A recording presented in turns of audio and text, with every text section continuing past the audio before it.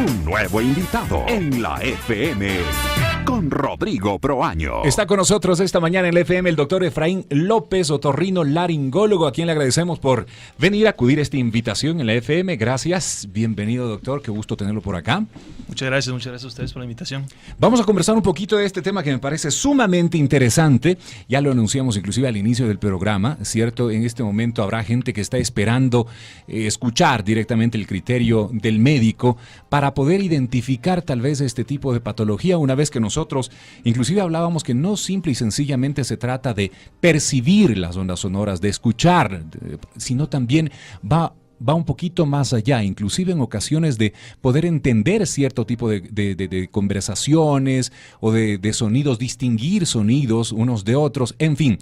Para comenzar, hablemos un poquito de las patologías en términos generales, ¿verdad? De estos trastornos de la audición, ¿por qué se generan? Bueno, buenos días nuevamente. La pérdida auditiva es algo que afecta realmente a cualquier edad. Se da en la consulta más en adultos mayores. Uh-huh. Afecta la calidad de vida, se asocia con bastante depresión en gente que la padece. Muy común a nivel mundial. Y pues las causas se las clasifica para poder entenderlas. Ahí en cuanto a son congénitas o adquiridas, uh-huh. Gente que nace con el problema por algún síndrome, alguna malformación. Adquiridas por lesiones como traumas acústicos, ototoxicidad, que es el uso de medicamentos dañinos específicamente para la cóclea en sí. Uh-huh. Existe la clasificación por el sitio donde está lesionado. Hay las sorderas conductivas, que son toda la parte desde el oído externo hasta el inicio del oído interno. Uh-huh. La parte de la hipoacusia neurosensorial, que es principalmente lesión del nervio, y las mixtas, que es una mezcla de estas dos. Okay. Y otra clasificación que se utiliza es la prelocutiva y la poslocutiva. Prelocutiva es cuando ocurre en un paciente, o cuando es congénito, ocurre en un paciente antes de los 2-3 años, el paciente todavía no ha desarrollado el habla, uh-huh. O cuando ocurre después de que ha desarrollado el habla. Poslocutivas. Uh-huh, uh-huh. Como mencionaba usted, es importante la audición para poder desarrollar cualquier tipo de lenguaje. El lenguaje es primero percibido por el oído, luego el cerebro lo entiende y genera el vocabulario. Entonces, paciente pequeño que no tiene o tiene una dificultad auditiva, obviamente va a generar una dificultad del habla posteriormente. Uh-huh. Es decir, son problemas que se pueden derivar en otros problemas adicionales, en otras circunstancias adicionales que van complicando de alguna forma el cuadro, ¿verdad? O de alguna forma van complicando más al individuo también que va padeciendo este tipo de trastorno. Así es, como menciono, la hipoacusia uh-huh. altera el desarrollo del lenguaje. Yeah. En gente que ya fue en etapas postlocutivas, de gente que ya presentó audición normal y tuvo una pérdida, se asocia bastante con depresión, con estados de retracción social. Comienzan a evitar situaciones que antes eran normales para evitar tener que pedir que la gente hable más fuerte, que se pueda expresar nuevamente. Uh-huh, uh-huh. Hablemos un poquito del origen, ¿verdad? Estábamos hablando que existen tema genético, tema congénito, ¿verdad? Y también las que son adquiridas. ¿Cuál es más fácil de tratar? Si existe el término o existe complicación en los dos casos y de qué forma se puede tratar en cada uno de ellos. Sé que son un sinnúmero de patologías las que están encasilladas en una o en otra, pero empecemos, ¿cómo es el diagnóstico de cada una de estas? Perfecto. Se está haciendo una especie de tamizaje y se recomienda uh-huh. en los hospitales públicos realizar un tamizaje en los niños cuando recién nacen.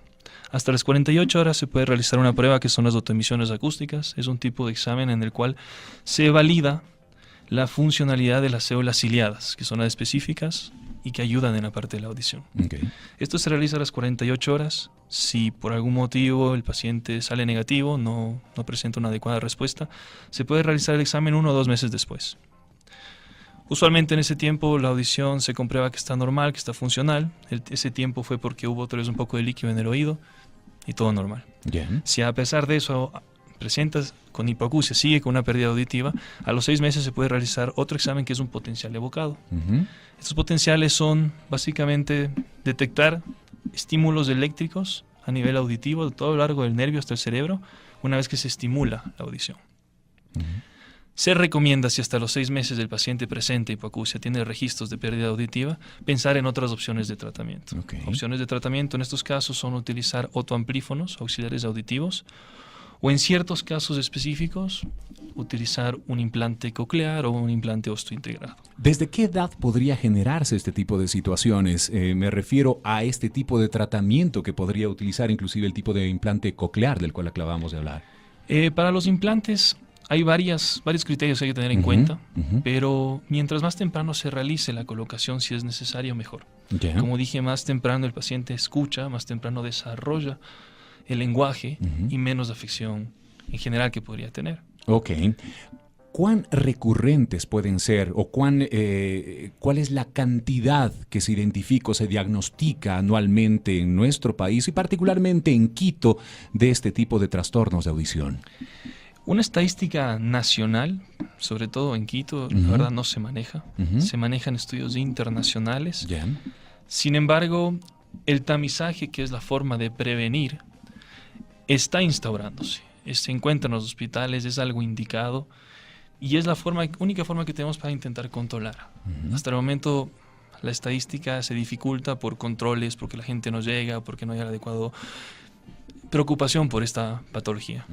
Estamos dialogando con el doctor Efraín López, otorrino laringólogo. Ahora, doctor López, ¿qué medidas puede tomar uno, verdad? En el tema congénito, en el tema de origen, digámoslo así, ¿verdad? Este tipo de enfermedades es una forma, su diagnóstico es una forma también de su tratamiento. Pero al hablar de las adquiridas, ¿cuál es la forma en la cual nosotros podríamos evitarlas? ¿Qué tipo de profilaxis puede realizar una persona en su día a día? Por ejemplo, nosotros hablábamos con Mónica hace un instante en el tema del uso de los audífonos, aquí los comunicadores, claro, reducir significativamente el volumen para poder audicionar y escuchar en un nivel de volumen adecuado. Pero, ¿qué otro tipo de situaciones se viven día a día que pueden incidir directamente en una pérdida de la audición, en un trastorno de la audición? Dentro de los trastornos adquiridos, principalmente hay 3 que son los que más evaluamos en la consulta. Okay. La más conocida es la presbiacusia, es el deterioro funcional progresivo de la audición en pacientes mayores desde 55 años en adelante. Okay. Utilizamos bastante la hipoacusia súbita. La hipoacusia súbita es un término que se asocia a una pérdida repentina de la audición en 1 o 2 oídos. Okay. Y otra patología que revisamos es el trauma acústico, como está mencionando. El trauma acústico hay tanto agudo como crónico. Es la exposición inmediata fuerte a un sonido o una exposición crónica a un sonido de menor intensidad. Forma como prevenir todos estos tipos de patologías adquiridas. Principal, evitar la exposición. Se tiene anotado, se tiene en la OMS, se tienen las guías internacionales, a qué nivel de decibeles, por ejemplo, uno tiene que tener o permitirse estar en un ambiente sonoro. Se conoce que desde los 55 decibeles ya está contraindicado porque puede provocar daños, pero básicamente en una aula de colegio los decibeles llegan hasta 75, 80. El tráfico que uno escucha por la ventana llega a veces hasta los 60 decibeles. Yeah. El volumen de un televisor hasta los 75. Entonces, evitar la exposición a ruidos es la principal forma que podemos... Evitar la exposición a ruidos fuertes. A ruido fuerte. Okay. Hay también asociaciones con sistemas metabólicos. Por ejemplo, la falta de irrigación en la cóclea, como se deben a 2 arterias pequeñas, puede afectarse por diabetes, puede afectarse por hipertensión, puede afectarse por otras enfermedades metabólicas que tienen su consecuencia en el oído. Es decir, podría ser una secuela también de una tercera enfermedad la que incida directamente en la pérdida de la audición. Está conocido, está detallado, por ejemplo, la diabetes mellitus, afecta a los vasos de pequeño calibre a nivel de la cóclea. Okay. También la hipertensión. Hay estudios que muestran que hasta, por ejemplo, el estilo de vida como el tabaco afecta las arterias de pequeño tamaño, por lo tanto podría degenerarse en una pérdida auditiva. Ok. Estamos hablando de condiciones de salud, una, y también de la exposición a ruidos fuertes, otra, ¿verdad? ¿Alguna otra característica particular que nosotros deberíamos considerar? ¿Alguna otra situación que deberíamos considerar también para evitar? El uso de medicamentos. Hay bastantes medicamentos que son considerados ototóxicos. Estos son medicamentos específicos, por ejemplo, los aminoglicósidos. Son medicamentos que dentro de su fisiología afectan directamente la cóclea. Ujú. Estados generales como hiperbilirrubinemia, cuando se le sube la bilirrubina, problemas hepáticos, Ya. se depositan en la cóclea también y hace que los medicamentos fluyan de menor forma donde tienen que fluir. Ok. Básicamente es eso y el control de ruido. Y el control de ruido. Ahora, vamos al tema. Hay un tema que últimamente, me refiero a los últimos años, 3 últimos años, 2 últimos años, se ha puesto muy de manifiesto, que es el tema que los padres ahora deban llevar a hacer un chequeo audiométrico, ¿verdad? A los chicos. ¿Qué se puede descubrir en ese chequeo audiométrico? ¿Se puede llegar a distinguir realmente que existe una patología o es una de las pruebas para llevar a concluir que existe alguna alteración en la audición? Esta recomendación de los chequeos audiométricos Ujú. ayudan bastante. Ya. Pero realmente los papás se dan cuenta antes de estos chequeos si el hijo escucha o no escucha. Ujú. A partir de los 2-3 años llegan pacientes diciendo, llegan los papás diciendo, creo que no me escucha porque le hablo a este lado y no responde. Le abro a este otro lado y ahí sí me hace caso. Ya.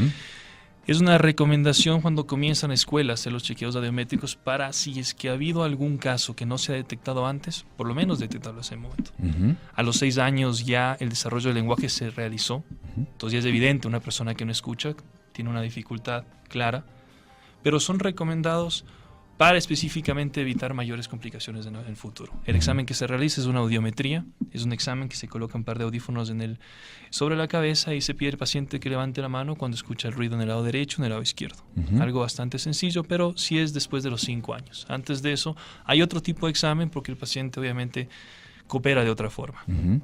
Pero esa es la forma de detectar también a tiempo y con un chequeo de rutina, digámoslo así, de una forma sumamente sencilla.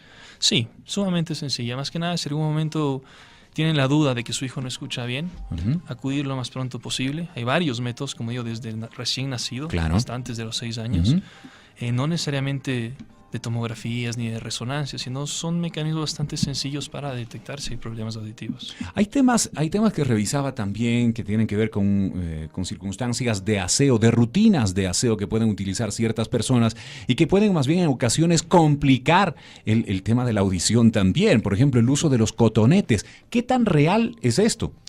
Es muy real. Dentro de la clasificación que le dije al principio hay las conductivas. Ujú. En estas conductivas es cualquier alteración que afecte la onda que se debe transmitir desde la parte externa del pabellón hasta la membrana timpánica y después hacia el oído interno. Ujú. Cotonetes, tapones de cerumen, infecciones, cuerpos extraños en el oído pueden ser causantes de una hipoacusia conductiva. Ujú. Esta lesión afecta la transmisión del sonido, por lo tanto el paciente presenta hipoacusia. Ujú. Se recomienda por todos los otorrinos que, por ejemplo, la limpieza no sea realizada con cotonetes, con aparatos externos, con cuerpos extraños, de gente que se introduce alfileres para tratar de sacar cuerpos extraños y se produce mayor lesión. Ujú. Los cotonetes pueden dejar su algodón dentro del conducto auditivo y eso después con la cera se engloba y se hace un tapón que obviamente el paciente no va a escuchar nada. Que definitivamente en lugar de ayudar ese tema de tratamiento y de limpieza, pues lo que va a hacer es más bien perjudicar. ¿Cuál sería en ese caso la recomendación si alguien quiere realizar una limpieza, verdad? Es regular, una limpieza periódica. ¿Cómo hacerlo? Se habla con cualquier otorrino de confianza, Ujú. la verdad es un proceso bastante sencillo, Ujú. se recomiendan un par de gotas para que se suavice el cerumen previo a la cita y durante la cita se puede extraer visualmente con un microscopio o mediante un lavado de oído. Ok, que sería la forma más práctica y la forma más técnica también de realizarlo. Y más indicada, Ujú. realmente para cuestiones de oído externo lo que más se recomienda primero es un lavado de oído. El doctor Efraín López, otorrino laringólogo, en esta mañana hablándonos del tema de las alteraciones, de los trastornos de la audición. La verdad que es un tema sumamente amplio. Yo le invito al doctor López a que nos acompañe en una próxima ocasión. ¿Cómo se sintió? ¿Bien? No, muchísimas gracias, sí, Sí, súper qué bueno, tranquilo. qué bueno, cuánto nos agrada. Una próxima ocasión para conversar puntualmente de este tipo de alteraciones, ya que escuchamos son varias, ¿verdad? Inclusive dentro de las clasificaciones, de sus orígenes, en fin, y ir abordando paulatinamente algunas de ellas, de las más frecuentes, las más comunes, para que la gente la vaya conociendo y todos en conjunto las podamos conocer de mucha mejor forma. Perfecto, muchísimas gracias, cuenten conmigo, la verdad. Encantado. El doctor Efraín López, otorrino laringólogo. Vamos a subir los datos en un instante del doctor López a nuestra fanpage en Facebook. Nos encuentran como Distrito FM.